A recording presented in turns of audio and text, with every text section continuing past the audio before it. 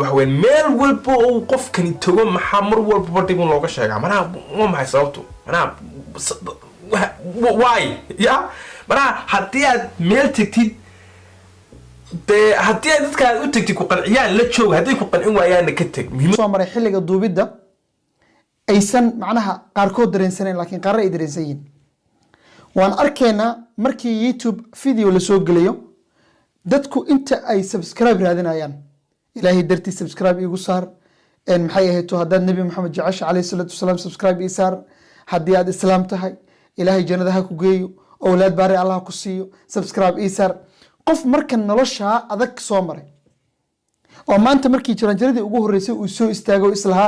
alleelaha maanta dadna waa garab istaagi kartaa adiguna waxa waa istiri kartaa haddii caqabad kale ay ku timaado naxdinta qofkaas la soo gudbaanaanayso inta youtuberada ah arintaas way ogyihiin wayna dareensan yihiin marka CKO walaalkayow aad baan oga naxay arinta dhagahayga ku soo dhacday aniga markii hore Ismaaciil markuu lahaa channelka naga CK baa naga xiray ma aanan aaminin xaqiiqda fiican mogtahay ma aanan aaminin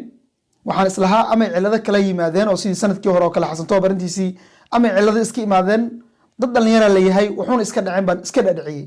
laakiin adigu afkaaga markii aad ka xiratay oo aad tiri aniga ayaa channelkiisa hawada ku cunay aad baan oga naxay waana aaminsanahay haddii ay suurtagal tahay gacantii aad hawada oga cuntay inaad haddana ku soo celin karto yaan laga aaminin adigu inaad tahay qof aan dulqaad lahayn bulshadaasaa ku jirta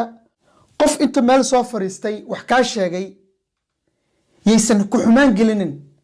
waxweyn meel walba oo qofkani tago maxaa mar walba dib looga sheegaa manaa ma maxay sababtu manaa why ya manaa haddii aad meel tagtid de haddii aad dadka u tagtid ku qanciyaan la joog haddii ku qancin waayaan ka tag muhiim